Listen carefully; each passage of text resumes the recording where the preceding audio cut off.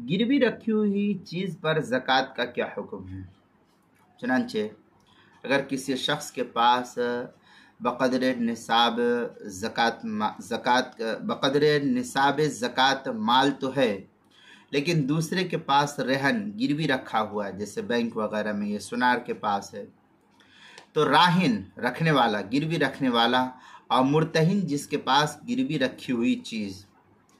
दोनों पर उस माल मरहून गिरवी रखे हुए माल की ज़कात दोनों में से किसी पर वाजिब नहीं है, क्योंकि वजूब ज़कात के लिए मिल्क और कब्ज़ा दोनों ज़रूरी है, जबकि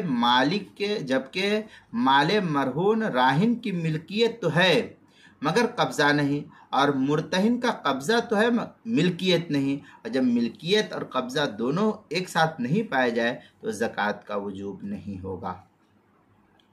तनवीरुल अब्सार में है वला फ़ी मरहून, फिर आगे शामिया में है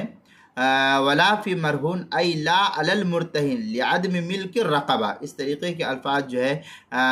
फतावा तनवीरुल अब्सार मा शामिया जिल्द नंबर 3 सफ़ा नंबर 180, फतावा हिंद में है वला अलर राहिन इदा काना रहनु फ़ी यदिल मुर्तहिन। ये अलबहर राइक की इबारत फतावा हिंद के अंदर नकल किए, पहले जिस सफ़ा 172 पर इसको नकल किया गया है। अलमसाइल मुहिम्मा फ़ीमा इब्तलत बिल आम्मा, उसकी पहली जिल्द सफ़ा नंबर 96, मसला नंबर 92, सफ़ा उन्वान किताबुज़ ज़कात, उन्वान है गिरवी रखी हुई चीज़ पर ज़कात।